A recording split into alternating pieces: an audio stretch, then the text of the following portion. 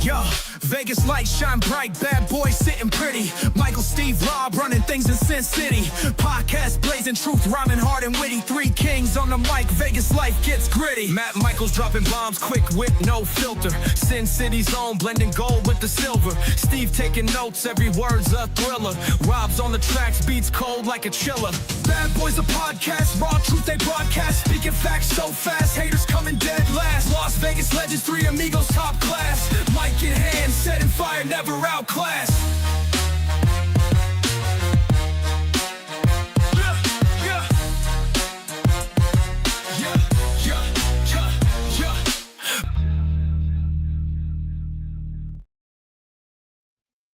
Welcome to the Vegas Bad Boys podcast. I am Sin City Steve, being joined as always by the Vegas Trump guy. The Vegas Trump guy himself. I didn't even, I love it because you didn't even wait for me to give you an introduction. You said, fuck it, I'm just going to do it myself. Because that's what Donald Trump would do. That's exactly what Donald Trump would do. Absolutely, man. So, Rob, how was your week, man? How the hell are you doing? It was an interesting week. I got banned for a video I uploaded on TikTok. I arbitrated, and they released the video, and it only got 4 hits. Oh, fuck that. What I know. What the hell, dude? That's crazy. But, it's been a crazy week in pro wrestling, as is seemingly always the case. I want to say thank you to everybody for hanging out with us already. I see a few people throwing some comments into the various chats. We are live on Facebook, on YouTube, and on Twitch. So make your way to one of those platforms. And on Instagram. At Vegas Trump Guy. And obviously, feel free to interact with the show. Put your thoughts in the chat box. We'll read your comments on the air, and we'll react to them. Maybe who knows? You never know who's going to react to them. I'll just leave it there. But let's dive in, man. Let's talk about the week in wrestling. Let's start off with, let's be real, probably the most newsworthy show of the week, which was SmackDown this week. Obviously, your main event, they did it. Rob, they did it. Cody Rhodes is your new WWE Champion. Defeating Drew McIntyre. I know you got a lot to say. So let's put it like this. This set Drew McIntyre back a long ways. Yeah. They did 2 interruptions by which first Charles Robertson gets the weakest kick to the head from a disaster kick. It was a disaster flick to the temple, and Charles Robinson does the prop fall. Of course. The worst fucking prop fall ever. He sounded like it was like watching Randy from South Park. And he's out. Second ref comes in. He gets, I forgot if Drew McIntyre gave him a nut shot or threw him to the ground or do whatever. Robinson gets back in. Cody gets the 1, 2, 3. And at one point, Drew McIntyre comes in with the grabs the chair and gets interrupted by Jacob Fatu. Fatu interrupts, saves the day. Cody gets your 1, 2, 3 with the crossroads. Yeah, I guess. So yeah, Cody Rhodes, your new WWE champion. So that obviously throws a giant monkey wrench into everything for WrestleMania, as we are just barely a month out. Rob, obviously I know what the match graphics say. I get all that. But where do you, as a fan, think that this leaves all of the participants on the road to WrestleMania? The point of this is that you have Randy Orton establishing himself as a heel. Kind of. By the way, as a side note, I am fucking sick of Sami Zayn acting like a babe in the woods. How could you How could you just turn on your friend of 15 years, Cody Rhodes? I don't understand. I've never been a heel before. You've been a heel like 5 or 6 heel runs in your tenure at WWE. Why are they writing him like this? It's irritating to watch idiotic Sami Zayn. I can beat Sami Zayn in the ring, and I've barely wrestled, but for like 2 seconds in some fucking practice league at a mini mall. It's irritating. But we were going to have the opportunity to watch Drew McIntyre have some interesting verbal jousts with Randy Orton, and it could have been good. Fine. You get Jacob Fatu involved. What is his purpose? He ain't winning shit. You're not going to give him a belt? He's not going to cut a promo that's decent enough to last until SummerSlam. He's not part of the MFT, and they're not screwing with him, so he's rotting on the vine. He's not part of Bloodline, and there really is no Bloodline so far. So what is his purpose except to be a disruptor? This is stupid. And by the way, Drew McIntyre was an effective heel, but he was feuding better with Cody than he would have with Randy Orton. So now you're stuck with, it's going to be a fatal 4-way. Just like, did you not say this, Steve? I said it, man. Look for a fatal 4-way. That's what makes the most sense. Just given how they're building everything up, that's kind of what would make the most sense. So no. Shout outs to our boy, the Bionic Scoop. Thank you for hanging out with us tonight. And yeah, but Drew laid him out. I mean, it literally you neutered Drew McIntyre. Realistically, at the end of the day, that's what happened here. This is almost as bad as Kofi, but a little worse, because Kofi's storyline was the fans like him, but now we're going to squash this bullshit because I don't see a longevity in him. We're just going to hand it to Brock Lesnar 3-2-1. This is even dumber than that. He called Cody the belt. Return the favor. Says Jacob has been on the hunt since he cost Cody the belt. Returned the favor. So yeah, I mean, realistically, it's all just feeding into that fatal 4-way. Realistically, just put all 4 of those guys into a match at Mania. Have Jacob Fatu eat the pin. There you go. Call it a day. Oh no. This is what they're gonna do because they're sadists. They're fucking sadists. What they're going to do is they're going to do a scenario by which probably Jacob Fatu hits Cody Rhodes with a finisher, right? And then you're going to get a Claymore. Then you're going to get Cody grab him for a crossroads.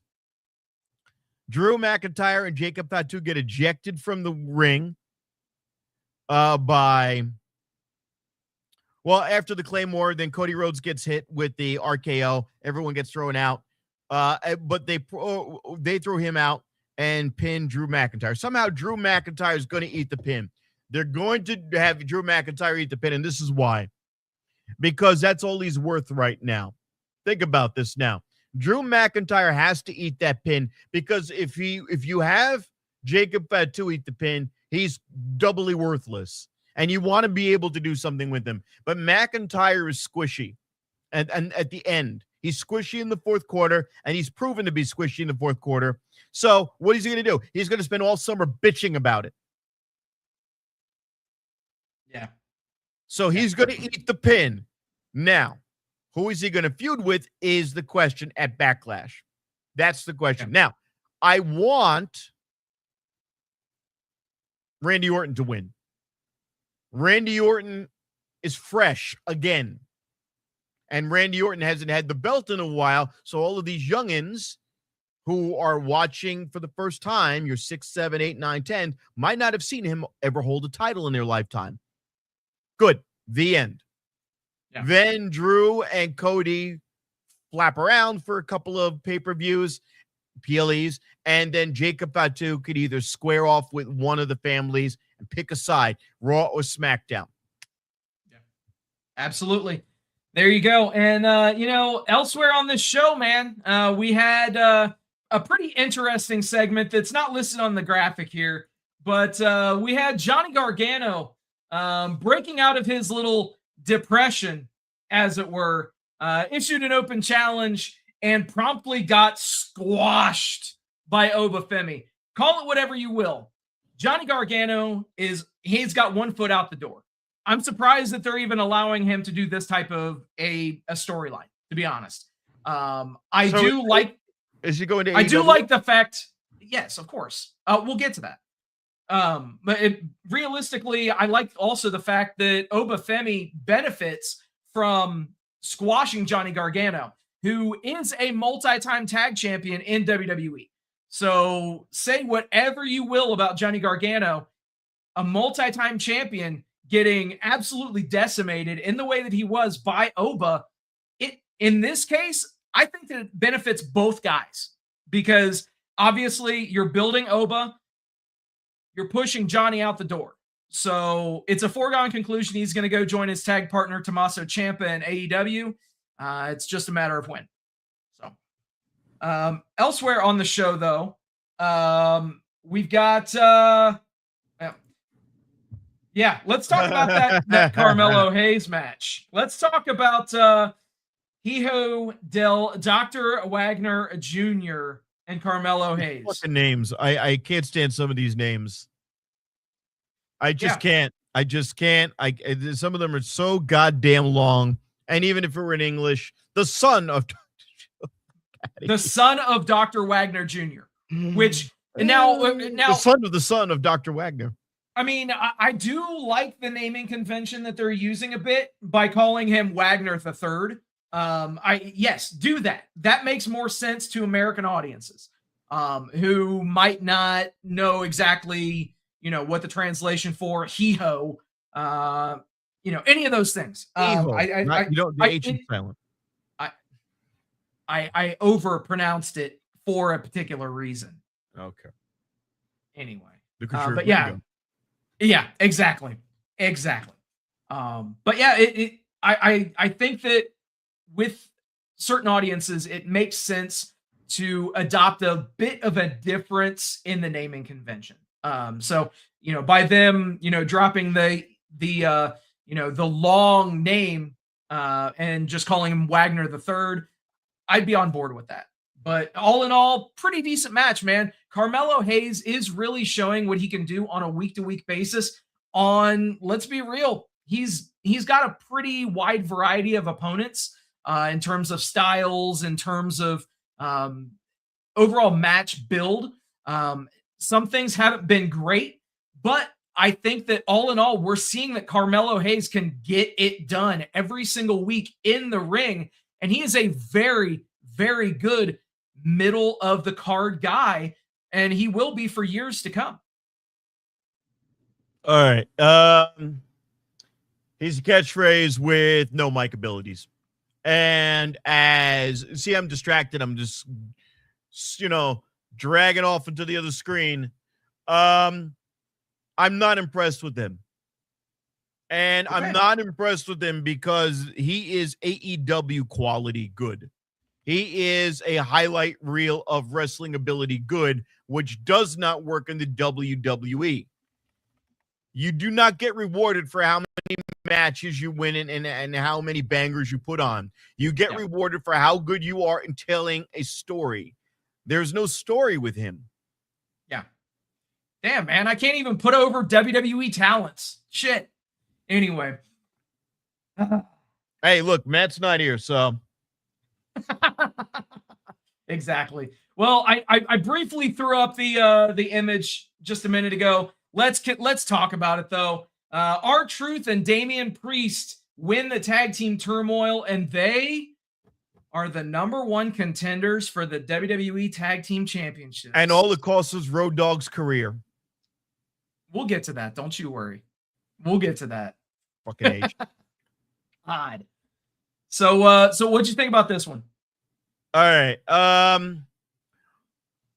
I bald R-Truth. Number one, it's just Yeah. creepy looking.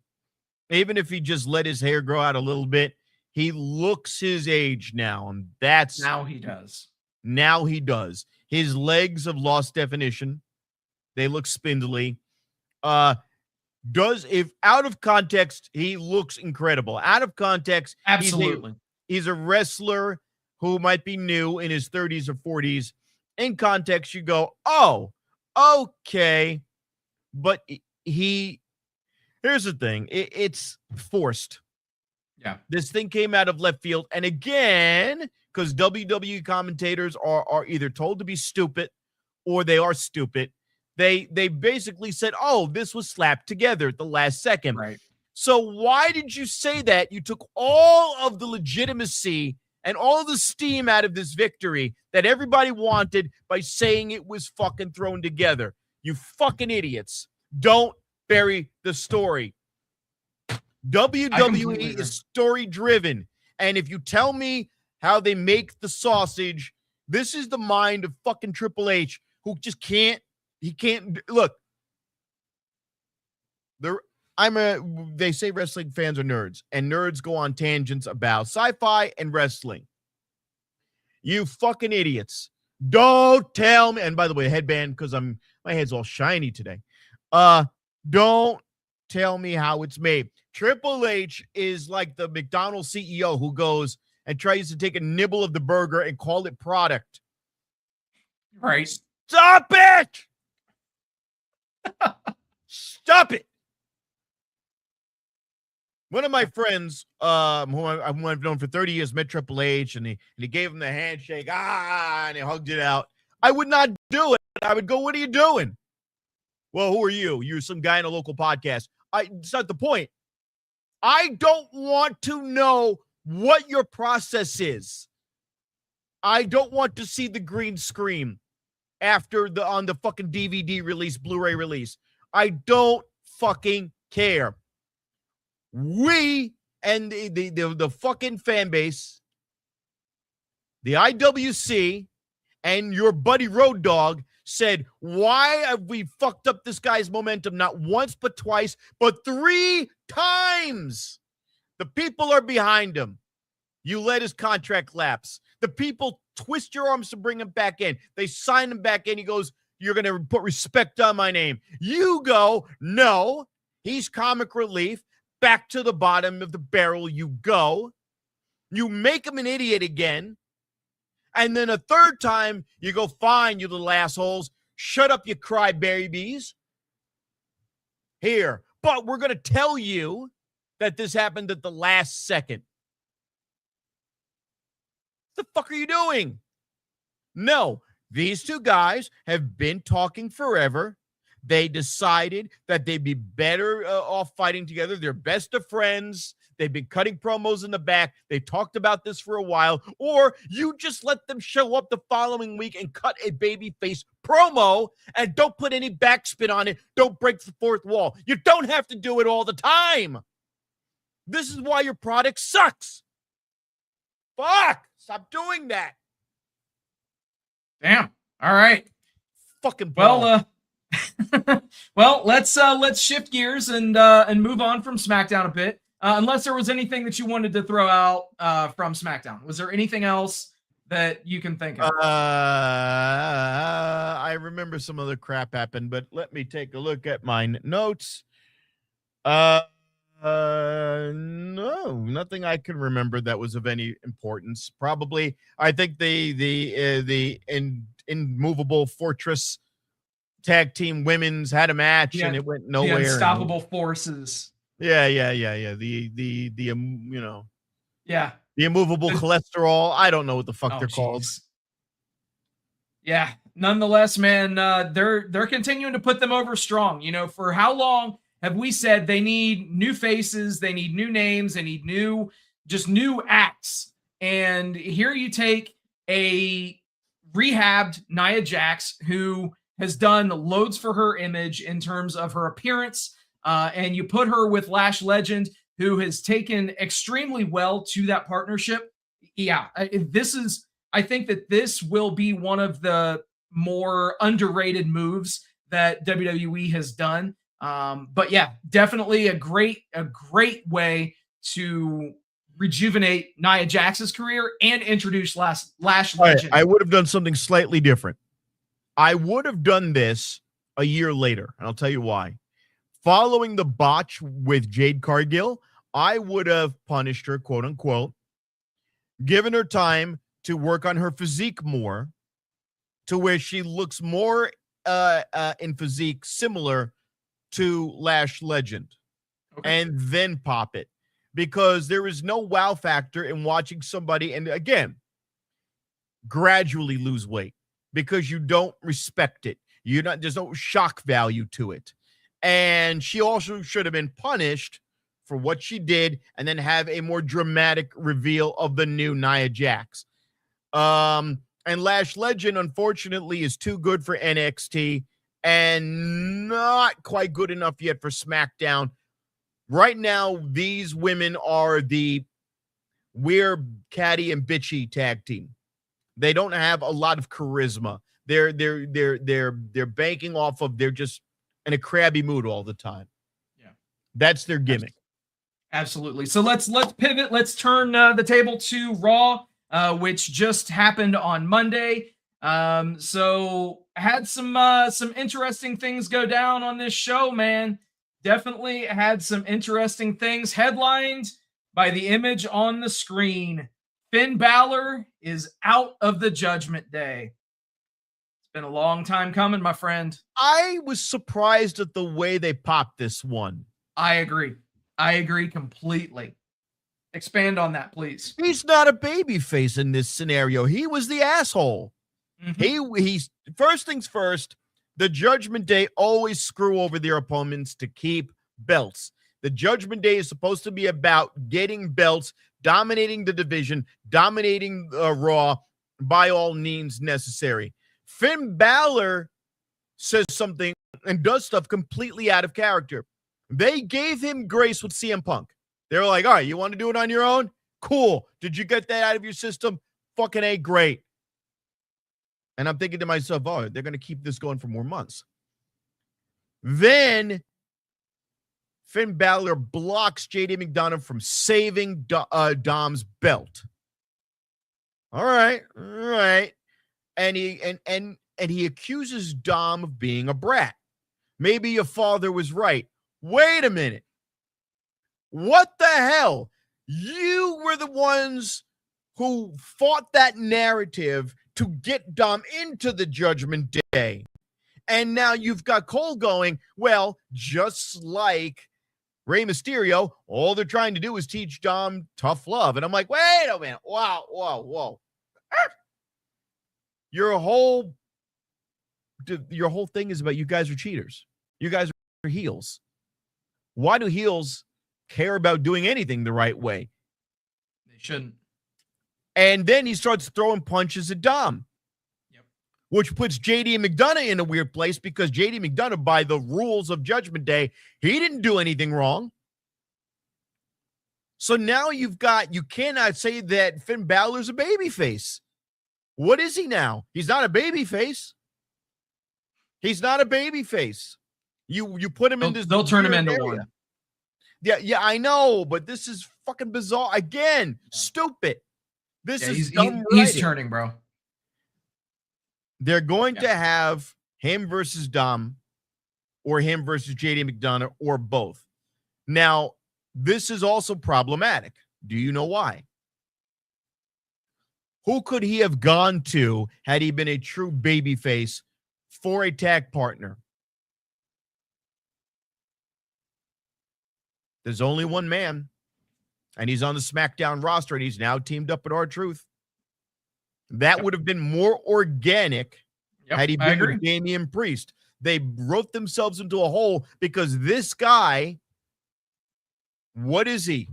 Now, if they write this intelligently and they go, why did you do all of this? Because I'm having a crisis of character. If he addresses the fact that he doesn't know where he stands and that he hasn't accomplished anything with Judgment Day. He is the last original member of Judgment Day, by the way. If you want to call it that. That's it. Yep. You've got no Edge. He's not there anymore. And you've got no Rhea Ripley. That's it. Now, Judgment Day is this. I can't believe it's lasted this long. I really can't. This is a bizarre iteration now. And also makes me wonder, what do you do? Because that was the leader of your group. Dominic Mysterio is kind of a lackluster leader. He is. We'll see what he blossoms into as the leader of the Judgment Day, because he's going to have to fill that role. So, unless you have maybe Liv do it, I don't know. Well, here's my thing. Raquel Rodriguez is not a mic person. She's not. She's getting over with the crowd, but she's not a mic person. JD McDonough is not strong on the mic either. And Dominic Mysterio is comic relief to Liv Morgan and everybody else in the crew. So, yeah, absolutely, man. Absolutely. So we'll see where that goes from there. But, yeah, the angles and the stories just kept on coming. Yay! Because early on in the show, we saw Danhausen curse OG Grande Americano before the Intercontinental Championship match. And then what happens? OG Grande Americano gets attacked and replaced by Grande Americano, who loses the IC Championship match. I mean, say whatever you will about how the debut went down, but overnight, I love what they have done with Danhausen since that debut. So yes, just keep doing exactly this. He goes into the ring and he's just pushing the shirts, moving the. He doesn't need to wrestle. He doesn't. He might, but it doesn't need to happen. Right. You know, I would like to see him wrestle, and I'm gonna say it again. NXT. Easy. NXT. Yep. Have him wrestle Joe Hendry. Just like how honestly on the main roster, give me Danhausen versus R-Truth. Give me that match, please. Goofy wrestling for life. Well, you screwed up because it makes sense and you want it, so Triple H will not do it. Of course. And Bionic Scoop chimes in and says, damn it, the debut was perfect, just not for a Chicago crowd. You know what, man? I understand that, and I get that. I don't think that Chicago crowd was feeling very much of anything not named CM Punk that night. They were not feeling very oozy. Yeah, they weren't. They honestly, they didn't react to very much of anything outside of CM Punk. Anyway, not a typical Chicago crowd. I know that we discussed that with the pay-per-view, but let's keep things moving here on Raw. Bayley wins the WWE Intercontinental Championship #1 Contenders Gauntlet. Oh yeah, that's right. Bayley's still a member of the roster. In case you haven't, seen her on TV to, any kind of useful capacity. She's still a member of the fucking roster. Just saying. Criminally underused, but Bayley's honestly, I get it. People over. I get it at this point. You're never going to see her in as the center of a women's championship run again. That's the unfortunate reality of it. Her time has come and gone. She did great things during the pandemic, and has been one of the major components of that women's division, whichever brand she's been on, as long as she's been on the roster. But at the end of the day, her role now is just to put people over.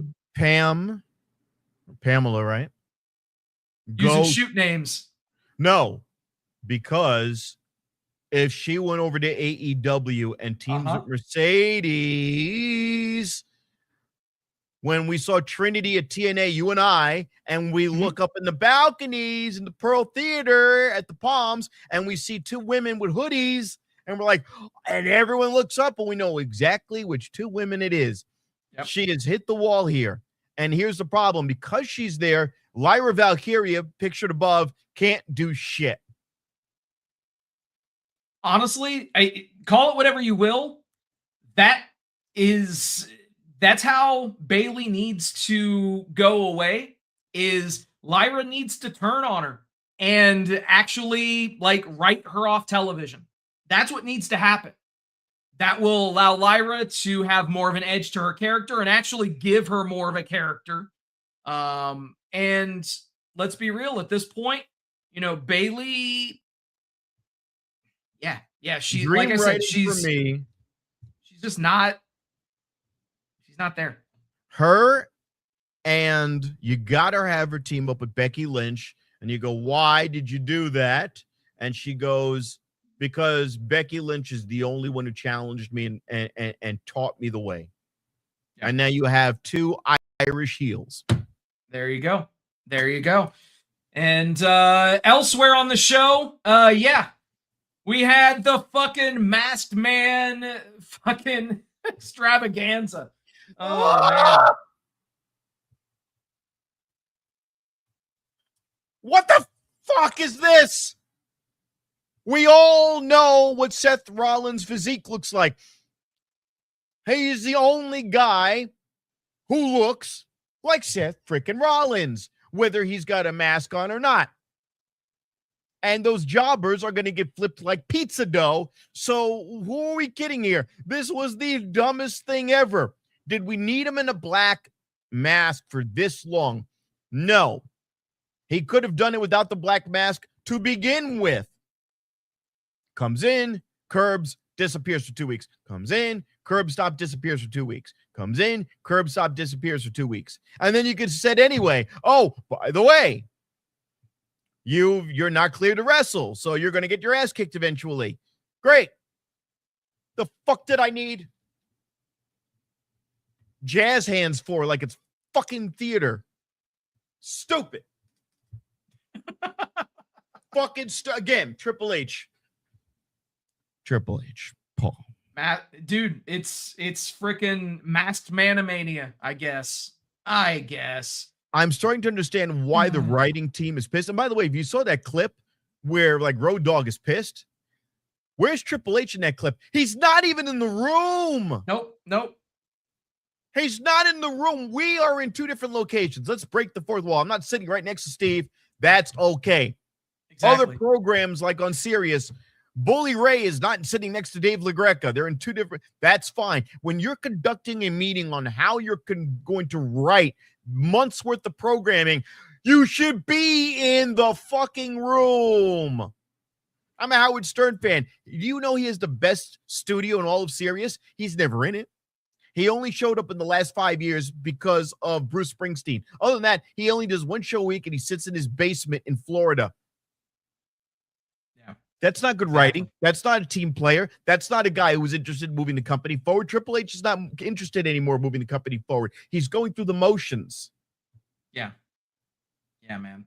And, speaking of going through the motions, dude, how long ago was it that we didn't, we heard the rumors about Rusev not wanting to lose on AEW TV, yet that's all he's doing since he's come back to WWE. Losing in less than 5 minutes to Oba Femi this week on Raw.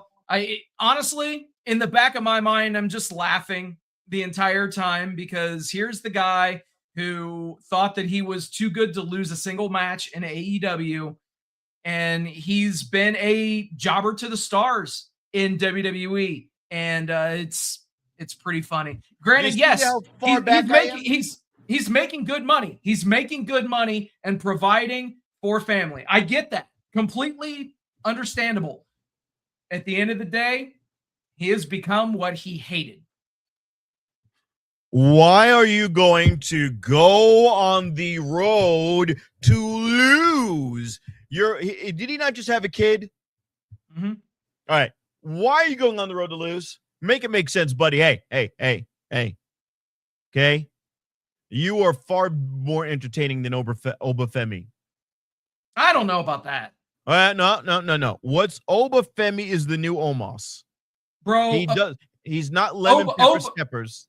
Oba's saunter to the ring has more charisma than Rusev could even imagine because they're never going to duplicate Rusev Day.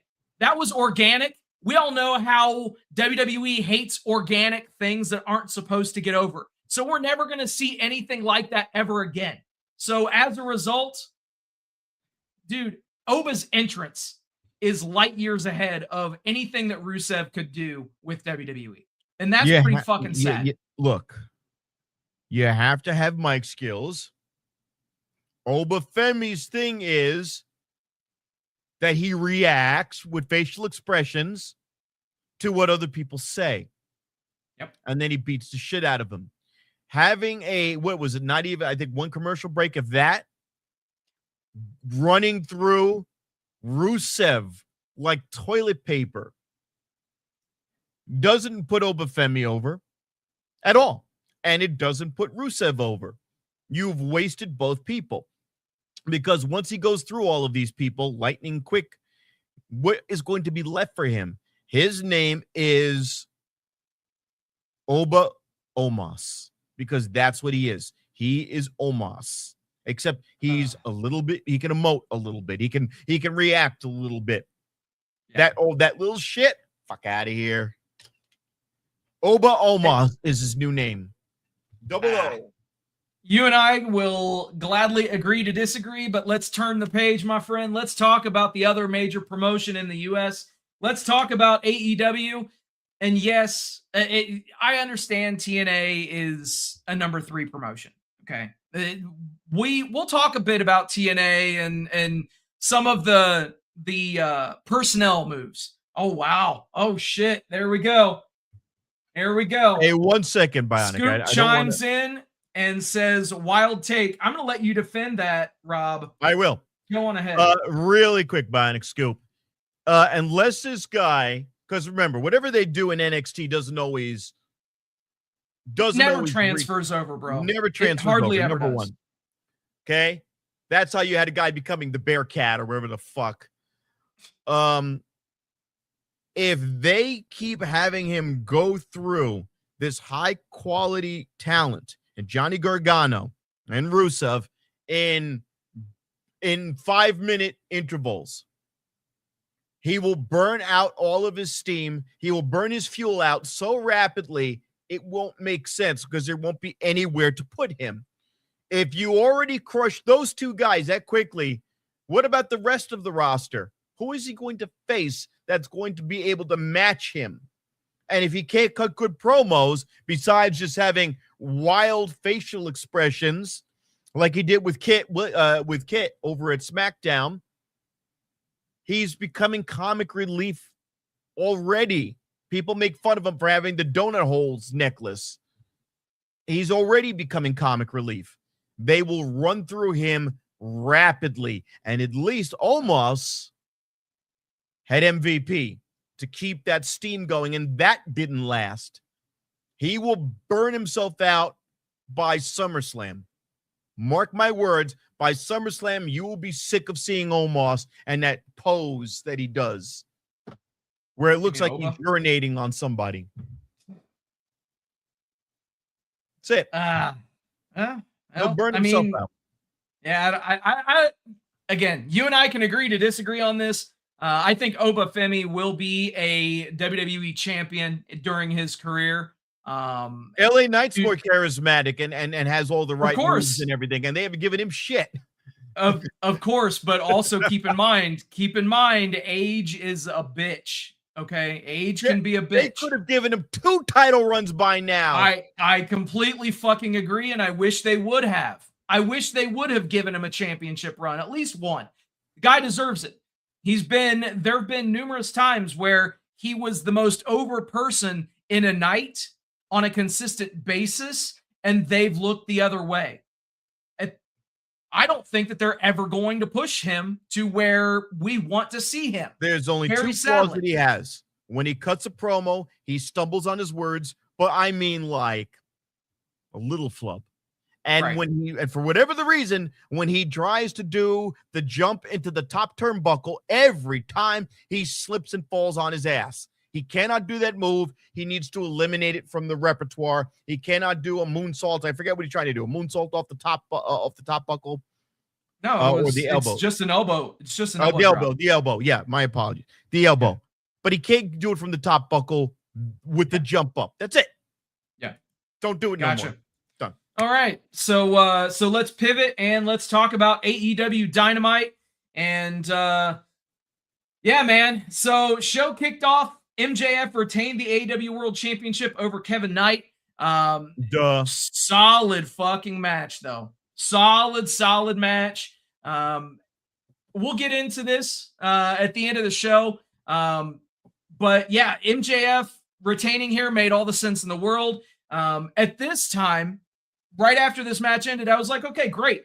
So they're building Kevin Knight to at least seem credible. How stupid of me. Because as we proceed, we'll see what goes down. Kevin Knight's a future heel.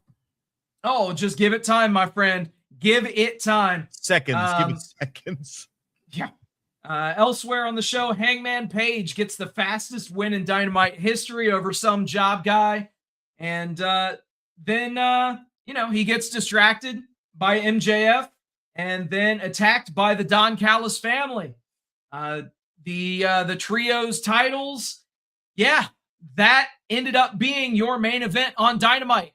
And we'll see how that ended up for the champions here very shortly. But let's talk about a debut that we had on Dynamite this week. The Inspiration, aka the Iconics from WWE, they made their TV debut and they lost to the Brawling Birds. And, a lot of people complained online about the way that the Inspiration was used in this match. The fact is, they were a comedy tag team in WWE. They've been a good comedy tag team everywhere they've been. Why should they be anything else in AEW, which is obviously a work rate based promotion? Their strong suit is sports entertainment. Their weak suit is in-ring wrestling. So as a result, why not have them to embrace what they're good at and, just put it out there, make no bones, make no excuses, why they aren't up to par with some of the other tag teams in this women's division in terms of their in-ring work. By the way, Bionic Scoop chimes in, says that Kevin Knight is really good. Absolutely, he's great. It's give it time. I know he's popped off when people have said he's the future, but at the end of the day, he is. They're doing a lot of good things with Kevin Knight, even in spite of what happened at the end of the show. Brawling Birds ended up picking up the win over the Inspiration with the heart attack. Awesome stuff. They're calling it 2 birds, 1 stone. It's even a great name for the finish. Elsewhere, Jon Moxley defeated Hechicero in an AEW Continental Championship Eliminator match. Dude, this match was fucking awesome. You got Moxley, who he's been wearing his work boots, man. He is killing it. And Hechicero is a very skilled technical wrestler. This was so good. This was such a good match. Obviously, Moxley picks up the win with a wicked looking Death Rider. What did you think about this one, Rob? It is one of those matches where it is just a good highlight reel match. Yeah. Does it move any stories over? Anything to do with the Death Riders right now goes nowhere.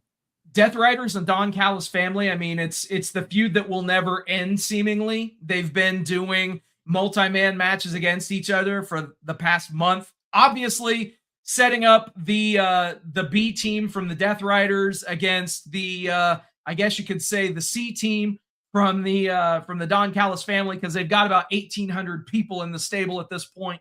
It'll be funny, full circle. They grab Pac one day. Pac just forgets. That would be funny.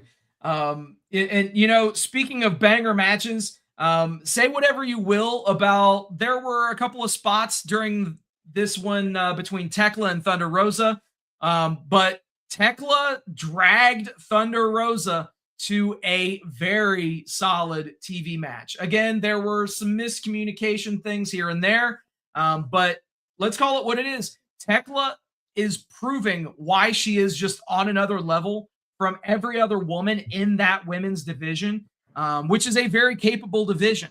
But Tekla is just in her bag right now. She is just killing it every single week on every show that she's on, whether she's cutting a promo or working. Yeah. The mic skills are B plus A minus, and that is more than good enough. Yep, absolutely. So obviously Tekla picks up the win there. And then in your main event on Dynamite, the Don Callis family, Kyle Fletcher, Mark Davis, and Kazuchika Okada win the trios titles.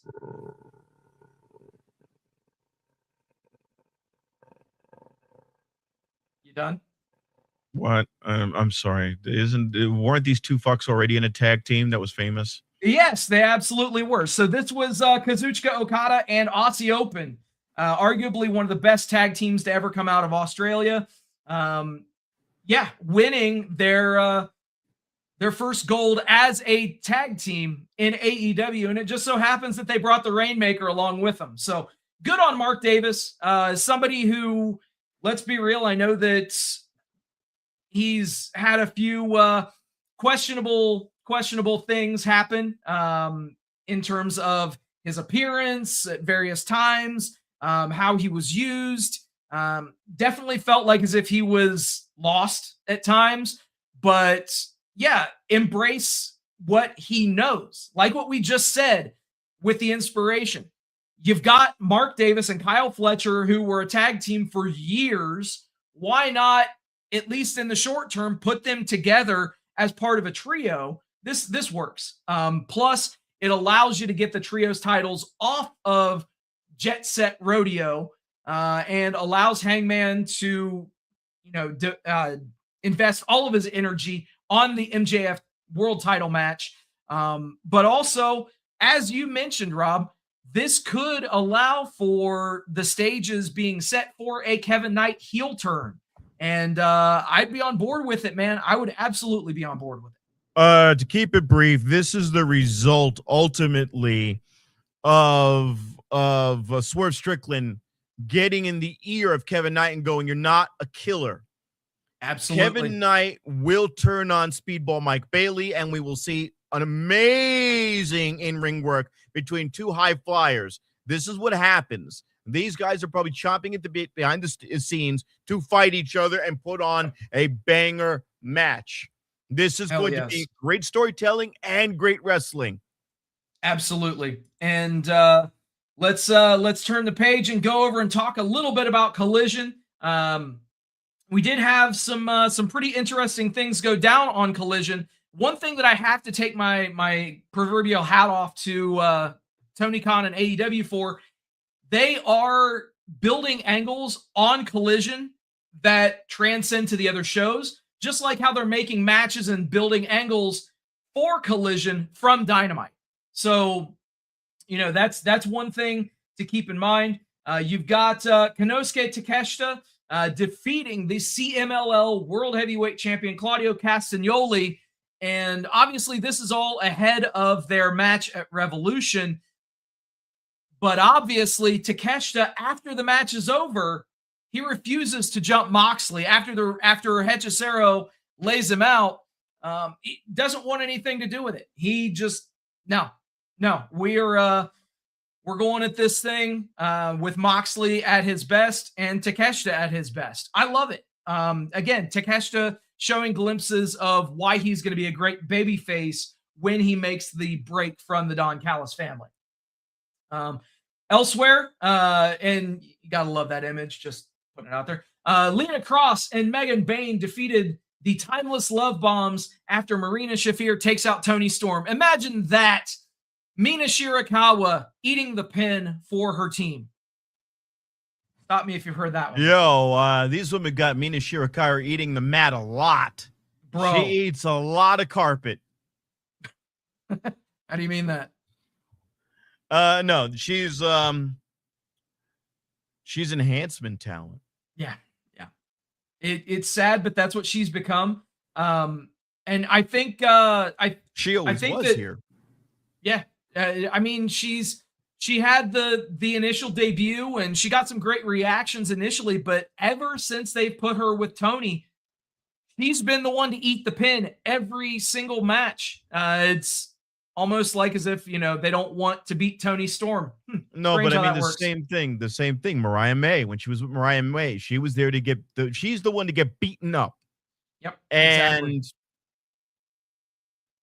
she's talented in the ring. I don't understand why. And the only thing it come down to is she's Japanese and in the mic skills, the ability to be verbose, but she didn't need that. She was always good all around. This is a little whatever. But now she's going to be further down. She's gone now. What do you do with her? Yeah. What do you do with her if you're pulling Tony Storm in a different direction? Exactly. It's really hard to say, man. But call it whatever you will. But Megan Bayne, Lena Cross, they look like quite the formidable tag team. Obviously we discussed the women's tag team champions on WWE. It's almost like as if they're building, two skyscraper or building a skyscraper type of a tag team in AEW with Lena Cross, who is actually physically taller than Megan Bayne, who looks down on virtually every one of the AEW women's roster. So, yeah. Penelope Ford needs to be their mouthpiece. Yep. This is perfect. And now this match with Tony Storm allows you to take and separate off that little forced faction where they pin them together. It was a layover until they have Lena. They don't need they don't need to have the association anymore with the Death Rider. No. They don't need it. Not at all. And then your main event over on Collision, FTR retained the AEW World Tag Team Championships over the Rascals. Obviously, you don't need me to tell you that this was a banger of a match. FTR still crushing it. The Rascals, phenomenal tag team. If they would have had their fourth member. Exactly. But if they would have had Trey Miguel. Yep. But WBD, as we learned, unfortunately, they're not a fan of Mr. Miguel. So he will not be showing up on AEW TV anytime soon, as he has signed a multi-year deal with TNA. So after the match, though, we had Tommaso Ciampa, who came out and got into a little bit of a discussion with FTR and looked like as if they were going to, just bust it down and have a nice little fight, if you will. Well, there was a match. Oh, I'm sorry. Who comes out there but Mark Briscoe? Obviously, Mark Briscoe was out there doing commentary for that tag match at the end of the show, and Tommaso Ciampa gets in the ring. Mark Briscoe, dude, you had to see it coming because lore, my friends, lore, and the callback was glorious. Because just as Tommaso Ciampa threw Johnny Gargano into the LED boards on NXT, he turns heel and does the exact same thing here to Mark Briscoe. So this was a great callback. Absolutely loved it. And Rob, I know you had mentioned when we had talked that you didn't notice this callback. What do you think about this heel turn by Ciampa? Well, I that's what I was going to say. There was some pretext. There was a match by which, for some unknown reason, Mark Briscoe was in the corner of Ciampa doing commentary for a Ciampa match. I forgot who Ciampa was wrestling, but Briscoe gets up to the ring and gets thrown headfirst into Ciampa. Yep. Not Briscoe himself, but Ciampa gets thrown headfirst, and Briscoe's at the ring, at the apron, and it somehow goes skull to skull with Ciampa, costing him a match. So that was the pretext. And Ciampa was like, hey, you fucked me over. You just cost me the match. He goes, hey, look, buddy, I'm sorry. Let's be friends. Then the Briscoes come out to run their mouth because they came back. This was their second appearance on the night. The Briscoes' second appearance on the night. They come out to talk shit. Briscoe goes to save Ciampa, saves Ciampa from FTR, and then Ciampa screws him over, which is weird, little weird. And it goes back to what you're showing me in this thing, but they immediately said something odd. Oh, well, since you've aligned yourself with FTR, Ciampa never aligns himself with FTR. No. They were about to stomp him out in the middle of the ring if it wasn't for Briscoe running interference. This was a non sequitur, and that was the second one of the night because you had Tekla being called out by Chris Statlander. I don't know if you had that one going, oh, we're going to have a 2 out of 3 falls match for your belt. And Tekla goes, you're not the champion, rightly so. You don't get to pick the matches. But when Chris Statlander cut her promo saying we're going to do a 2 out of 3 falls match, they run the Revolution's promo below saying that there's a 2 out of 3 falls match for the women's belt. And then when Tekla says in her promo, I'm not doing that, they run the stupid ad again. Yeah. You didn't even need to flip me. This was dumb. Why are you running the promos before it's official? And that's the unfortunate thing that they've done and this is not the first show that they've done that on. Unfortunately, they've done this several times in the past where it's almost like as if with the pre-taped interviews, they forget what's in the pre-taped interviews. And so they just kind of, fill up the shows, and it might not be directly in line with the matches being announced or the stipulations being announced. Incidentally, that match with Ciampa was against Daniel Garcia. I was just about to say. Yeah. Daniel Garcia, who picks up a win over Tommaso Ciampa. So realistically, a pretty big win for Daniel Garcia since we're burying the lead with it. You kind of broke down everything with that. And Ciampa being cost the match by Mark Briscoe, leading to him turning heel and laying him out. So, all right. So, Rob, let's shift gears just a little bit here. And obviously, we've talked about Collision. We talked about Dynamite. Was there anything from AEW that you wanted to cover before we get into the latest news info from AEW that just dropped yesterday? I think you got something big to share with everyone, so let's get to it. All right, perfect. So yesterday, it was announced for international VPN AEW fans that you could take advantage of the My AEW subscription service. So now, what exactly is My AEW?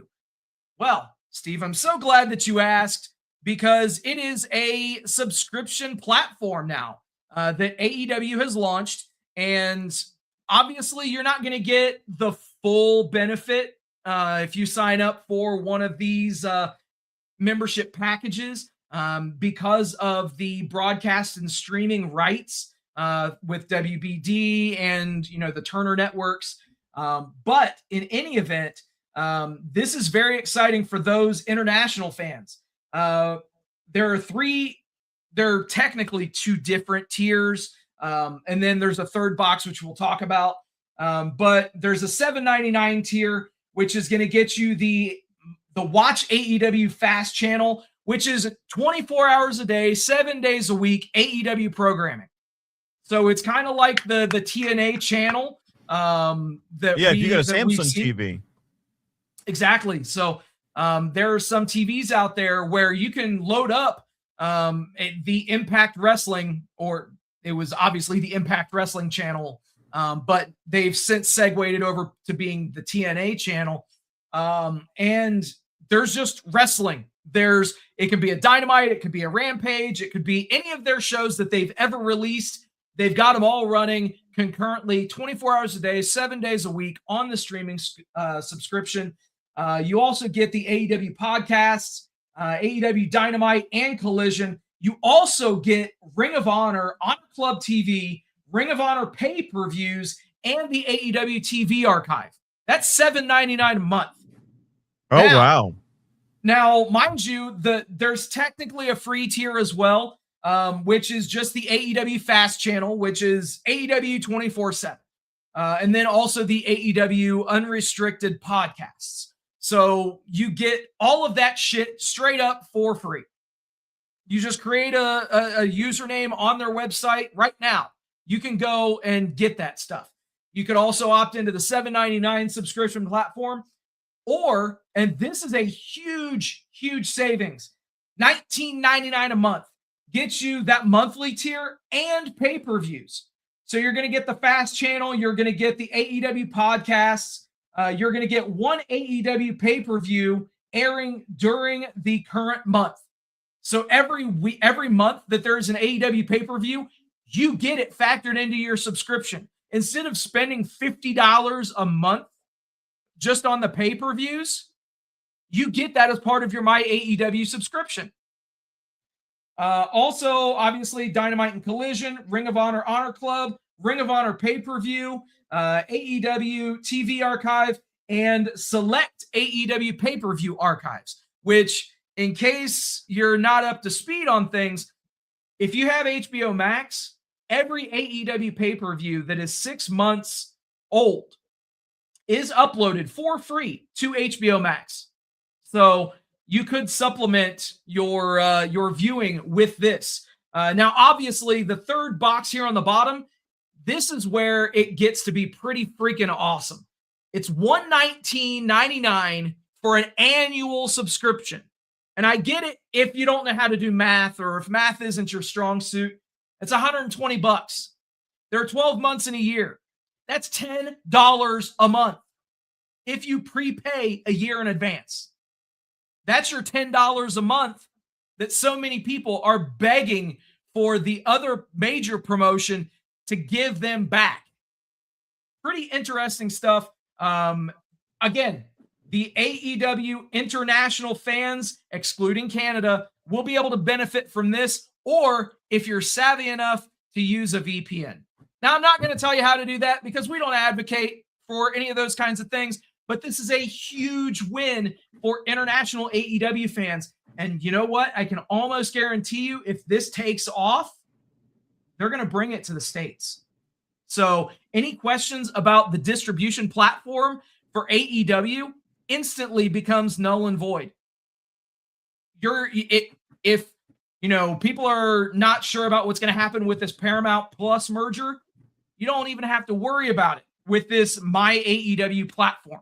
So check that stuff out. They better not do what WWE did and announce the results of matches when you go to click on the pay-per-view, like they used to do on WWE's network, where you go and your new champion, Seth Rollins, as I'm going to click on WrestleMania because I had a job. I couldn't watch it live. Yeah. They used to do that, and that was offensive. Yeah, exactly. And, it goes without saying that that's not the only thing that we're going to talk about with news. We did have some personnel moves this week across all of your major promotions. We're going to talk about them. So making their debut for most of them. So obviously we've seen Clark Connors. We've definitely seen Gabe Kidd on AEW TV, but they were showing up without the graphic. Come to find out, we were just waiting on the debut of David Finlay, and obviously he showed up last week. This week, the trio was in action, absolutely wiped the floor with 3 local guys on Dynamite, and after the show, they get their graphics. So Clark Connors, Gabe Kidd, David Finlay, the Dogs. You are mean all the War elite. Dogs? They have the Bullet Club War Dogs. What's going on? Just fucking do it already. So there's definitely blue balls. Well, brother, there's definitely trademarks and copyrights and a lot of things that are going on behind the scenes. I'm sure Tony would have loved to have kept the trademark of Bullet Club, or even calling them the War Dogs, as was alluded to in Gabe Kidd's Titantron, for lack of a better term. So obviously in his entrance video, it says War Dogs, but they've just chosen to go with the name of the Dogs. So speaking of Dogs in the news, not good things, but Road Dogg is officially gone from WWE. And Rob, I know that you made some comments earlier about Road Dogg and how he felt like as if certain members of the WWE roster were not being written well for, and evidently he had enough this week and resigned, left the company after quite a long time as a backstage personality, head writer of SmackDown on a couple of occasions, and former head writer of Raw. This is also coinciding with some pretty piss poor writing going on in WWE right now. And you got to put the blame. Is this Bruce Pritchard? I don't know. It's to me, it's coming from Triple H. Why would I, a country bumpkin, say that? Because you see in the video reactions to the way they treated R-Truth. R-Truth goes, "You're not renewing my contract. I consider that being fired." They fight to get it back. I don't want to go over this again. And now they're doing all these things. And this guy's going, "Hey, I have talent here that's organically growing with the fandom." As we have all said, WWE does not like it unless they were the ones responsible for it. So now you find out that there's guys in the back fighting for it. Remember Bryan Danielson, the B+ player thing? That was because that's what they really felt about the guy. And the fandom said, fuck you. We don't like Dave Bautista. He's boring. Randy Orton's been used to death. Give it to this guy. This is one of those guys who's got the ear to the ground and they don't like it. So he bounced. Terrible timing. Yeah, absolutely. And, I started this off by us talking about some dogs. Somebody else that could be also looked at as a dog re-signed his contract with TNA Wrestling, and I'm talking about Steve Maclin.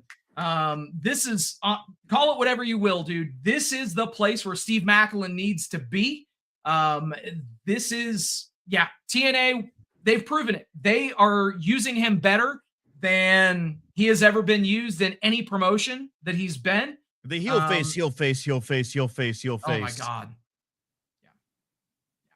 Heel face. And it works every time. Yeah. It's so crazy. But, unfortunately, TNA doesn't work for everyone. And some people obviously are making more of a stink of it than others. Steph DeLander and Mance Warner departed TNA Wrestling, and they have since shown up in GCW. So embracing and going back to their indie roots. And you've got Steph DeLander saying so much as, "I'm not going to let a businessman with a hat tell me when my career is over."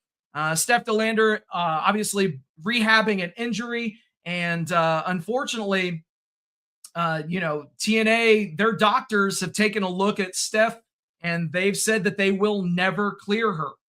They've point blank said that they will never clear her for action. And this, what was the nature of the understand. injury again? So as far as the, let me take a quick look. Yeah, because even I don't remember this one. And she just married Mance Warner. Yeah, exactly. She just got married to him. It ties in. Real life ties in with kayfabe. Yeah. You're doing a great job. It was the neck injury. I was just double checking that because she was sidelined in 2024 with a neck injury and actually had to get fusion surgery. Which honestly, I thought that she had made a return from that, but evidently not. So she had her C5 and C6 fused. Yeah, and it's she's been cleared by her own surgeon this year in 2026. But yeah, TNA Wrestling has point blank said that they will never clear her. So And she's not a high understandable. flyer. I don't know why. No, no. I mean, you got to think of, everybody that takes bumps, man. They're putting their lives on the line, man. It only takes one incorrect miscalculation That's why or there's just no Big landing E in the wrong. ring. Exactly. Unfortunately, yes, sir. And speaking of Johnny TV, Johnny Consejo, John Morrison, Oh my God, look at his Nitro. lumpy head. He point blank said that in an interview with Chris Van Vliet, says that I don't feel like I'm on the island with Tony or AEW right now. I do feel like I'm on the island with CMLL. So say whatever you will. It is good that Johnny TV, Morrison, Consejo, whatever, he's benefiting from having the access to those additional promotions like CMLL, like New Japan. But yeah, he's definitely done more character development in CMLL than he ever did in AEW. And maybe he just had to go south of the border. I don't know. Hang on. South of the border, I think we might know somebody that might have some pretty strong feelings about my comments. I don't know. We'll see.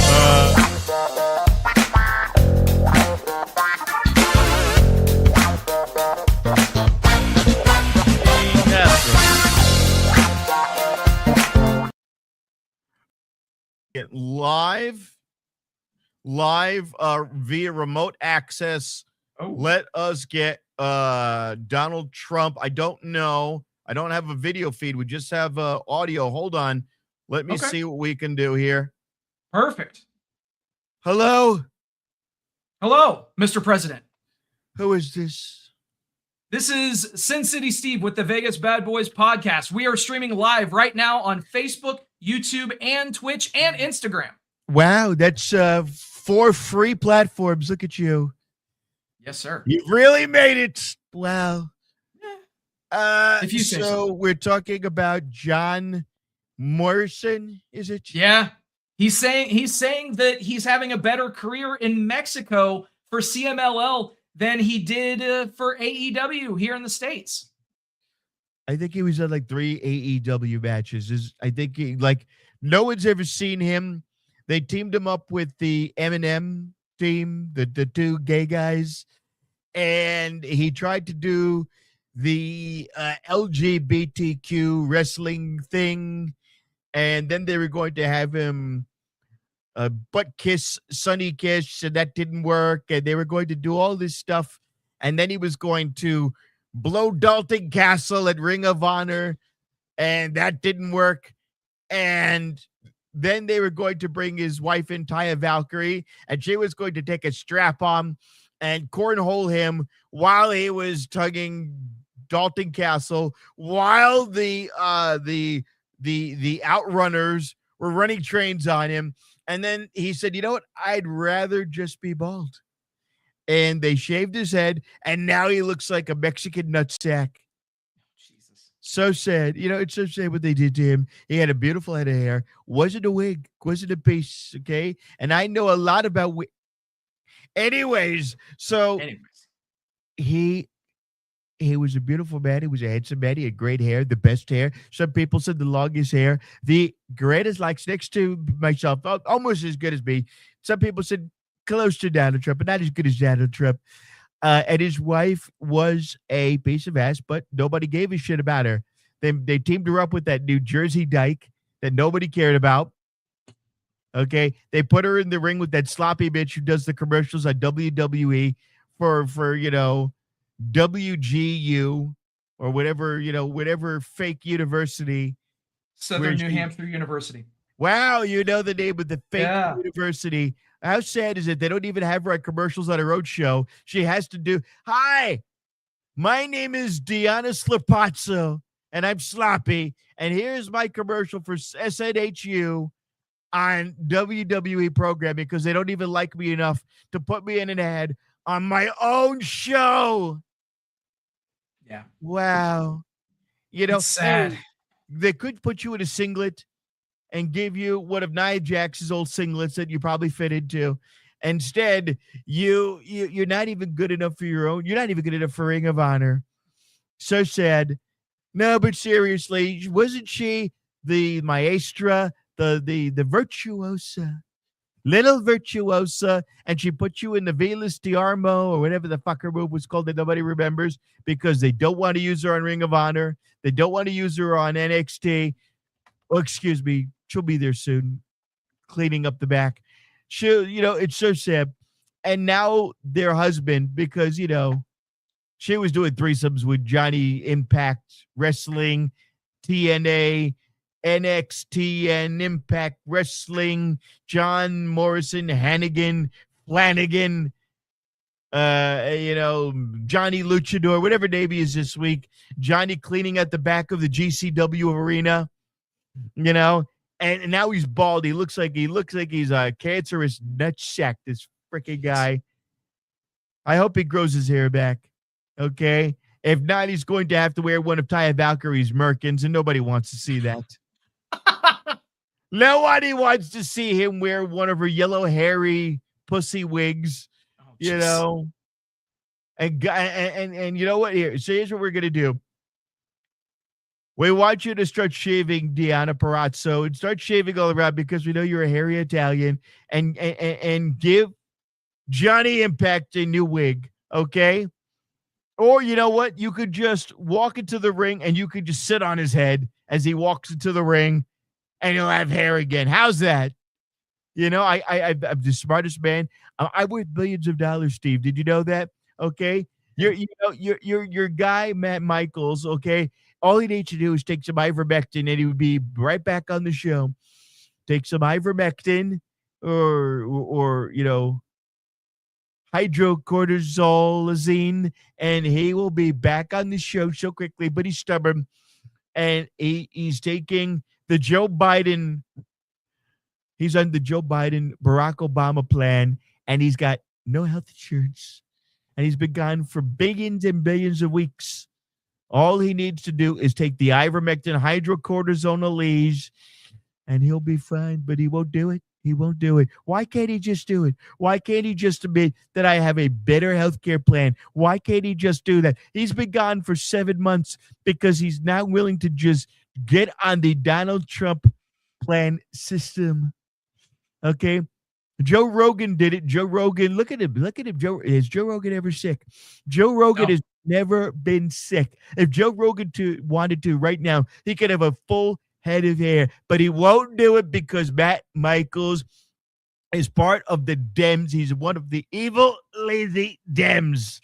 And this is why he got banned from TikTok, which I own, by the way, because of the evil, lazy, Democratic AOC algorithm. We call it the AOC algorithm, the AA rhythm. Okay. And she has no rhythm. She's a Puerto Rican and she has no rhythm.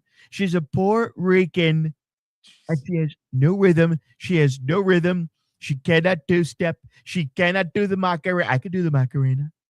Okay. I can dance better than Bad Bunny, who should have been deported. I can dance better than him. Why they even had a Bad Bunny Super Bowl? I could have done a better Spanish halftime show. So, sure. We live in these are very sick people. These are very sick people, Steve. They're crazy people. They're crazy people, Steve. Okay. Absolutely. Yes, sir. Mr. President. People. I gotta go. I can't even do this. Next week, we will have Pam Bondi explain it all to them. All right. So you heard it here first. Thank you for joining us tonight, Mr. President. We definitely appreciate you. We're just going to just continue talking a little bit about some of the other things as we head into WrestleMania season.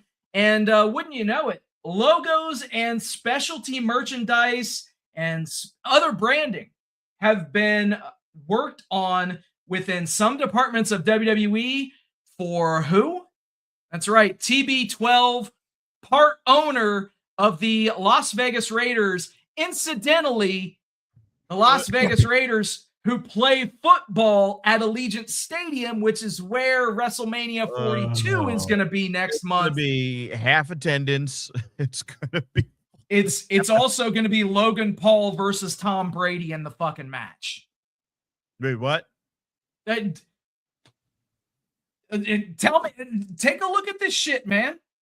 They've been teasing it. They've had Logan Paul going at it with Tom Brady.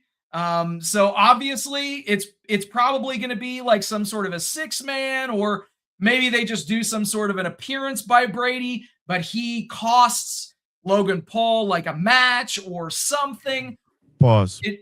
We forgot to cover one important thing that they did announce within the last week since we've been on the air, that Paul Heyman is out indefinitely with injuries. Don't know what he's doing in real life. Maybe he does need surgery. Don't know. They said he's got a deviated septum, a fractured spine. They went through and they said from the stomp that his face and his spine are damaged. He has a bruise on his spine, and that he has a deviated septum, and he's going to be out indefinitely. So with Paul Heyman off TV, right? So with Paul Heyman gone, yep, the vision now, if they're going this route, is effectively done, because you've got the vision by which you have Logan Paul and Austin, whatever the fuck his name is, Theory. Austin Theory. I was gonna say Austin Aries. He went by only his last fucking name toward the end of Vince's term, and you couldn't even remember that shit. That tells you how non-memorable Austin Theory is. Yeah, that's right. He was Theory, and that's it. They're disruptors now. They are waiting for Braun Breaker to come back and Bronson Reed to come back. Those two guys are. I hope they don't do this to these guys. Logan Paul's too good to be wasted like this, and they wrote Paul Heyman off TV indefinitely, which means they want Braun Breaker. Yep, and this is embarrassing. Hey, realistically though, you know as well as I do, Rob, that WWE thrives on mainstream publicity. Just imagine the amount of publicity this match would generate, or an appearance by Tom Brady would generate, especially in this city where he's part owner of the fucking Raiders. But the Raiders suck. And let's be fucking honest. Raiders are garbage. And let me go ahead and say this too. Unfortunately, I'm going to say this, and it's going to fucking kill me inside to say this. Tom Brady is the greatest quarterback of all time, and if you're going to have him show up at WrestleMania, it'll be massive. Okay? This coming from a Pittsburgh Steelers fan. That motherfucker caused me large amounts of pain and distress in my life. You do know the only reason I ever wear a Raiders hat on this show is because it matches our fucking colors. Look, I'm a New York Giants fan. Okay. Yeah. And there is an excellent line from The Walking Dead where Negan says to Rick, "Man, I just stuck my dick all the way down your throat and you just asked for seconds. Eli, motherfucking Manny, bitch." Yep, and he asked for seconds, and he got served seconds. The Giants had to stop scoring in the fourth quarter because they were scoring too much, and we're going to give the fucking Patriots a chance with 4 minutes left in the game to get another run down the field. And they said, stop scoring, slow the clock down. Look, he's a mediocre commentator. His team sucks. He is a good quarterback, and that's it. And he lost a supermodel wife. He is he's the most successful failure ever. I will let you die on that hill because I'm not. I said successful failure. Yeah, I know. I get it. It's difficult. It's difficult to call Tom Brady a failure for any reason. So yeah, he ain't banging supermodel puss. He's a mediocre fucking commentator, and he sucks. He's doing like pizza commercials. Fuck him. Bro, I would trade places with Tom Brady in a fucking heartbeat. Okay. No. Thus, he's successful. I will be successful enough and happily be successful enough to get any of his sloppy seconds. There you go. That's the attitude to have, man. And you know, we talked about WrestleMania, and WrestleMania, they did officially announce that it's going to be starting at 3 p.m. Pacific time, 6 p.m. Eastern. So keep that in mind as we head into WrestleMania season. There's another show that's pretty interesting too, though. AEW just had their first day of ticket sales in New York at the Louis Armstrong Stadium, and they sold 8,000 tickets in one day in the United States. Pause. I am a huge Louis Armstrong fan, and he died in Corona, Queens, but he's a Louisiana boy. That's the Arthur Ashe Arena. But it is, so the Louis Armstrong Stadium is next to the Arthur Ashe Stadium. You're well versed in New York geography as opposed to me. I'm just going off of what I've read online. So supposedly the Louis Armstrong Stadium is next to the Arthur Ashe, which Arthur Ashe has a capacity of about 20,000. The Louis Armstrong, I believe, has a capacity of 15. Yeah, 14,000 with a retractable roof. Yeah. So there you go. Right next to, I did not know about this. How I did not know about this is beyond me. Yeah. So, but yeah, so that's huge for them, man. Obviously, they've been doing 3,000-ish for their TV shows and about 10-ish on their pay-per-views. But to get 8,000 tickets sold in one day on the first day of ticket sales, that's massive, and quite a step in the right direction. We'll leave it at that. Also, you know, we normally do a social media dump here, but I figured why use the drop? We're just going to be doing a couple of things here. Obviously, pretty interesting thread between Bayley and the former Dakota Kai, now going by Charlie on the Indies. Yeah, and also Chris Statlander worms her way into this conversation as well. So maybe we are seeing planting of seeds with Bayley and Chris Statlander, by Bayley telling Chris to don't you start with me. And like I said, they were having a conversation, and Bayley says, you can do no wrong, but let's hook that left arm next time, and I guarantee you that Stat Daddy won't be kicking out. And Stat Daddy chose to drop some emojis. So yeah, we'll see what happens. But last but certainly not least, Rob, let's just do a rapid fire predictions rundown for AEW Revolution.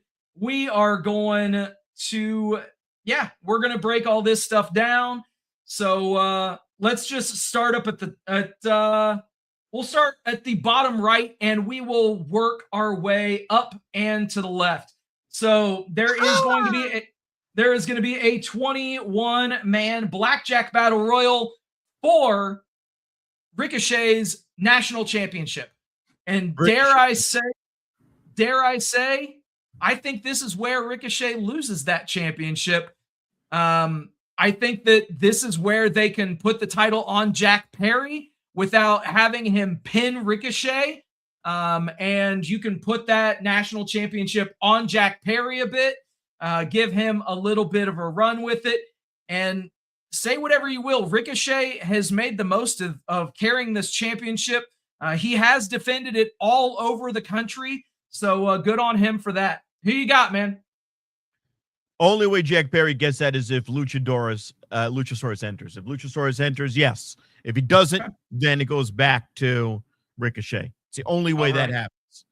Perfect. Elsewhere, we've got Timeless Tony Storm versus Marina Shafir. Everyone banned from ringside. Who you got? Tony Storm.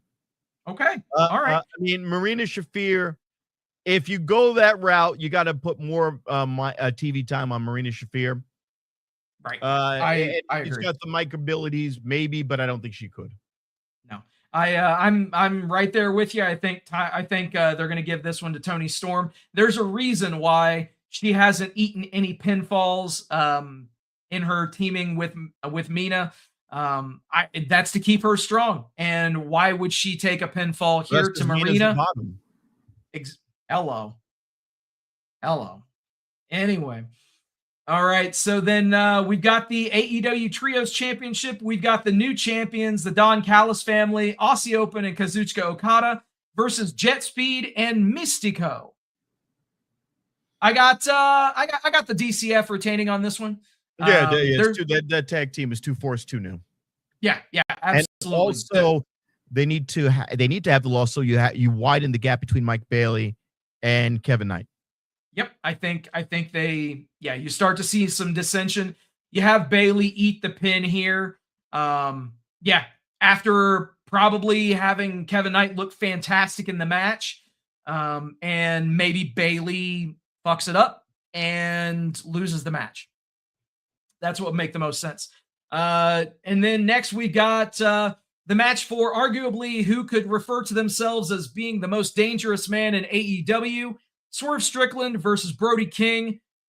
Who do you have in this one, sir? Swerve, easily. They tried to make him a heel, and the fans still backed him because he didn't turn on the fans. He just became a heel. He just became dangerous. He became violent. People like violence. He's going to get ultra violent with this guy. Brody King is squishy, so he's always been squishy. Agreed. Swerve Strickland here, and then up next we've got what it says here, 2 out of 3 falls match for the AEW Women's World Championship, which, Tekla's promo on Collision, we didn't really talk about it, but mid-promo, she point blank, because obviously she was saying how, no, I'm not agreeing to the stipulation, but at the end of the promo, it sounded like as if she relished the idea of being able to beat Statlander twice in one match, and I think that's what she's going to do here. Tekla retains. Yes, but why? Because of this. Statlander cannot cut a promo. She can't. Tekla can. And the crowd was starting to chant Tekla. Yep. Tekla's over. Statlander sucks. She needs to be an alien again. Just stick to being an alien and being weird. She needs to get beat upside the head, have a brain thing go on, get a foggy brain. I'm an alien again. Hey, just like Tony Storm became whacked out, Statlander needs to become whacked out and babyface. Cool. All right. So Bandito and Andrade El Idolo. Give me Andrade. I don't know. It doesn't matter either way. It's a pointless match because Andrade goes back to obscurity. Bandito is over with the people. Bandito wins. Andrade will come after him for it. Have a long-term feud. Cool. I like it. And incidentally, my only reason for choosing Andrade is they featured him pretty heavily in the world title echelon, if you will. And they've said that he's going to continue to go after that championship. Why would he lose here? Maybe. But, all right. Hey, stick to your guns. You chose Bandito. I'm sticking Andrade. Hey, yeah. You're probably going to be right. I'm probably going to be wrong. That's just how it goes. Okay. And elsewhere, we've got the... What's that? I said, for once, I didn't want to talk. Nice. All right. So the AEW World Tag Team Championships, FTR versus the Young Bucks. Obviously, FTR beat up the Young Bucks family. And this pay-per-view is in LA, so all of the Young Bucks family will be there. Yeah, you're lying if you think that FTR is walking out with those titles. The Young Bucks win their 4th AEW World Tag Team Championship. Yeah, they will.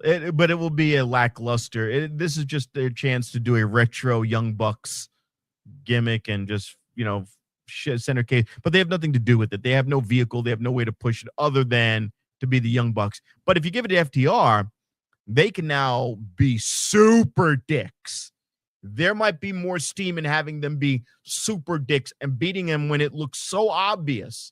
And then do what I really want and have the fucking Bullet Club, which if you have a bunch of disgruntled, completely broken Young Bucks, you could really have them go desperate seeking for help. Okay. Sounds good. FTR. There we go. We are split on that one. And elsewhere, we've got the AEW Continental Championship with no time limit. Jon Moxley defends against Konosuke Takeshita. Moxley retains this championship. Takeshita already beat him once back in December in the Continental Classic. Moxley's got to get that win back. The time that they did run it back, it went to a time limit draw. So thus, we are 1-0-1 for Takeshita, 0-1-1 for Moxley. Yeah, we gotta tie that back up. Moxley beats him. I do not think it will be a clean ending. I think Okada, Kazuchika Okada is going to fuck him over somehow, some way. And that's going to be the final straw. I could easily see that, and then that would allow Takeshita to leave the DCF finally. And maybe you could put him in put him as a Death Rider. Oh, I didn't even think about that. You certainly could. You could do that. I didn't even think about that, but you could do that. It's a possibility. I would love to see him as a Death Rider. I'd be on board. I like that idea. Holy shit, Rob. Out of however long you've been doing this show, you finally have a good booking idea. Anyway, our main event for the AEW World Championship is going to be Maxwell Jacob Friedman, MJF versus Hangman Adam Page in a Texas death match. And if Hangman loses, he can no longer challenge for the AEW World Championship so long as he lives. So thus, with that being said, fucking Hangman's not losing this match. I don't have an answer. Because Hangman's not losing this match, no matter how much I want MJF to continue to hold this championship, because they've done a good job of building up challengers for him. They've almost backed themselves into a corner with this Hangman stipulation. I will say this. It's a whole lot different than in 2019 when they ran this stipulation with Cody Rhodes. Because obviously Cody Rhodes was pigeonholed into strictly challenging for the TNT Championship. Yeah, but you could have Hangman go after the Continental. You could have him go after the International. You could have him go after the TNT. None of it is the same. I completely fucking agree with you. Here's the reality, and I try to keep it brief. I know I got to get to a comedy show in about 10 minutes. I'll say this. This should never have happened. I'm going to sound like Donald Trump. This should never have happened. I think that MJF had no baby faces left in the tank to face. Everybody on AEW is a heel. And you're not going to have him go up against Mark Briscoe, who's a mid-carder right now. Right. Exactly. So there's nobody for MJF to face. So if MJF loses, he could go back on the chase. And now it opens up all the heels, of which there's numerous heels, to go after Hangman Adam Page. You don't have a Kenny Omega. You don't have Will Ospreay. So there was no other route to go, more than likely. I hate this. I genuinely fucking hate this. This is just a shit sandwich. Absolute shit sandwich. I don't have an answer for you. Yeah, I don't know. I just don't have an answer because I don't want MJF to lose. He's too good. Hey. But there's no Bobby Lashley. Where's he? No, nowhere to be found. Rob, it's just terrible. To your head, you got to pick one. You got to pick one. Yeah, because there's nowhere else to go. You have to give it to him. Because you don't want to have this guy in a situation by where you're down this road again where there's no baby faces left and the guy's not allowed to challenge. So they pigeonhole themselves into MJF losing. Now, here's how you save this. Somebody has to fuck MJF over. Oh, of course. That's the only way you keep MJF looking squeaky. And what if that is Lashley? Fine. But somebody has to fuck him over. Now, it could be Lashley. It could be Shelton Benjamin. Could be any number of people can fuck him over. Yep. Absolutely. I want the reverse of what was done by which Cody lost his belt. I want somebody fucking MJF over. And then you make MJF almost a babyface. Yeah. Which we saw how well that worked last time. Nah, MJF staying heel. Lashley will continue to be a tweener / a babyface. But yeah, I can easily see I could see them finally paying off the MJF Hurt Business storyline as them being the ones to fuck him out of the title. Well, by the way, he was a good babyface. I'm not just any scumbag. I'm your scumbag. People liked him. It got it. Now they ended it off with a horrible fart in the wind. I think that reveal was worse than the explosive faux pas. The devil. Oh, reveal. It was me. I'm the devil. No. Well, something that most assuredly is better than something that is most assuredly better than the devil reveal is without a doubt your social media, Rob, your Cameo platform, and dare I say it, the Vintage Vegas Cocktail Lounge presents the Vintage Vegas Comedy Showcase. Rob, tell us all about it. All right, Let's go. I'm going to be headlining this week. You heard Donald Trump a little bit earlier, and he will be making an appearance. You've got Mike Stiggs of Mob Stories and Girlfriend Stories, and his girlfriend is our host, Stella. And Mike Stiggs literally has 7 girlfriends. He will be bringing a few of them at a time, sitting at the table with him, and they're all porn stars. Justin Tejan is a runner-up at the World Series of Comedy. He almost won the whole goddamn thing. I think he was eliminated second to last round. He was up there. Gabe Quire is also in that same scenes. Reynolds has his own story time show of his own that he does once a month. These are some of the best comics in Las Vegas, and Stella is as hot as fuck, sexy as fuck, dominatrix, a burlesque dancer, a porn star. She brings the women with Stiggs. You don't get a better show than this on 1227 South Main Street on the corner of Main and Colorado. Okay, it's a one-way street. If you get onto the Colorado building, that big ugly silver building, you can only go one direction. You make a right. You can either park in front and pay almost nothing or free if you're hanging out with us late, or you can park behind the building. We've got a space for you. It's either cheap or a little bit more. I got cheap or a little bit more. And you know, the show is one hell of a value. I mean, it's no cover, dude. Like, there's nothing to get in. All that you got to do, obviously, have some drinks, tip your wait staff, and enjoy the show. Let's be real. I've been at LA Club. TJ's been at LA Comedy Club. Reynolds, all of these people, we are all headliners and feature acts at every big comedy club in the city. And I ain't asking you to do nothing but get you some drinks. I'm not asking for no money at the door. Showtime is at 8 p.m. And we're doing this the week after. It's going to be Mistress K headlining. Mistress K is another killer comic who has her own show, and part of the future is female comedy crew.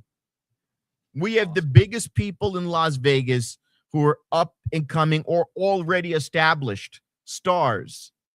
And Steve has been to the show. He can vouch for it. Steve's also at the show getting numbers. That's right. Because he's so goddamn handsome. Something like that. All right. So, obviously. I ain't throwing you under the bus, brother. I appreciate you, bro. Vintage Vegas Cocktail Lounge. It's a pretty dope spot, too. 1227 South Main Street in Las Vegas. And we're making a change. Oh, sorry about that, but we're making a change. We will be performing. As soon as you get in, you're going to see comedy. We're going to be up in the front, right at that vintage, where you see in the background of all these beautiful people is the actual bar itself, and you're going to see that vintage logo like on my poster, and that's where I will be doing my set. Hell yes. That's what I'd like to hear, man. Trump. Oh, yeah. Maybe Obama. Yeah, maybe. All right, guys. And also, Rob, where can people follow you on social media, bro? Vegas Trump Guy on TikTok, Instagram, Facebook is BOCE Comedy. If you'd like to get a little bit more serious with me and see some of my thoughts on what's going on in the world, and BOCE Comedy is where you can find me on Cameo. And yeah, I've got some other pages, but let's keep it simple. You want a cameo of Trump, Obama, whoever you could think of, but let's keep it with my two main guys right now. Yeah. No Biden. Why? Because he's fucking boring. No shit. All right, guys. I want to say thank you to everybody for hanging out with us tonight. Thank you for liking, sharing, subscribing, doing all the stuff that you guys do. We appreciate each and every one of you. Also, a very special thank you to all the brave men and women serving this country, whether you're doing it on lands foreign or domestic. Thank you for doing what you do so that we can do what we love to do. And last but not least, repsports.com, reppsports.com. Go there for all your pre-workout, weight loss, and general energy needs. Repsports.com. Use promo code Vegas at checkout. Save yourself 10%. Rob, we made it, brother. And I do want to say, if the rumors are true, next week we may be being rejoined by one Matt Michaels. So, well, then you won't have to do that full screen for me anymore. We're gonna knock each other right out. We're gonna cancel each other right out. I know, man. It's gonna be a blast. But yeah, I hope that everyone that's watching or listening will join us next week. We'll be right back here on Facebook, on YouTube, and on Twitch. Also, if you can't catch us live, check us out on Spotify, on iTunes, anywhere that you get your podcast. And yeah, man, it's going to be a great week. We got AEW Revolution coming up, but you know what? They held back on a lot of what they could do. Did any of you have a great time tonight? Yeah. With that, everybody, thank you for hanging out. We'll do it all again next week. Till then, happy wrestling. Rolling up the strip under neon lights. Podcast mic is glowing in the desert nights. Matt Michaels leading with the swagger tight. Sin City Steve right by your side. Alright. Rob Larry dropping truths, no fear. Broadcasting stories, make it loud and clear. From the Fremont edges to the Bellagio sphere. These bad boys rule, let me make that clear. Vegas bad boys, tearing up the scene. To Matt Michaels and the Vegas Boys of Podcasting, this is John Cena saying thank you so much.